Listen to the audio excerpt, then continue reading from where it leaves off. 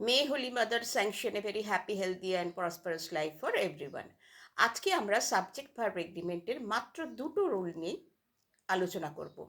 Subject verb agreement মানে যদি subject singular হয় ভার্ব সিঙ্গুলার, আর যদি সাবজেক্ট প্লুরাল হয় তো ভার্ব প্লুরাল। কিন্তু এরও অনেকগুলো রুলস আছে, তো আজকে আমি অনলি কেবলমাত্র দুটো রুলস নিয়ে বলছি। যদি সাবজেক্ট দুটো সিঙ্গুলার সাবজেক্ট যদি অ্যান্ড কানেক্টেড দিয়ে যুক্ত থাকে তাহলে ভার্ব অবভিয়াসলি প্লুরাল হবে। যেমন Ram and Hari are playing in the field, Rima and Sima are cooking in the kitchen হয়ে গেল। কিন্তু যদি দুটো সিঙ্গুলার সাবজেক্ট অ্যান্ড কানেক্টেড দিয়ে যুক্ত থাকে কিন্তু তারা একটাই জিনিস, একটাই মানুষ এবং একটাই আইডিয়াকে কনভে করে বোঝায়, তাহলে কিন্তু সেখানে সাবজেক্ট ভার্বটা প্লুরাল হবে। যেমন time and tide waits for none, bread and butter is our breakfast, rice and dal is our mill.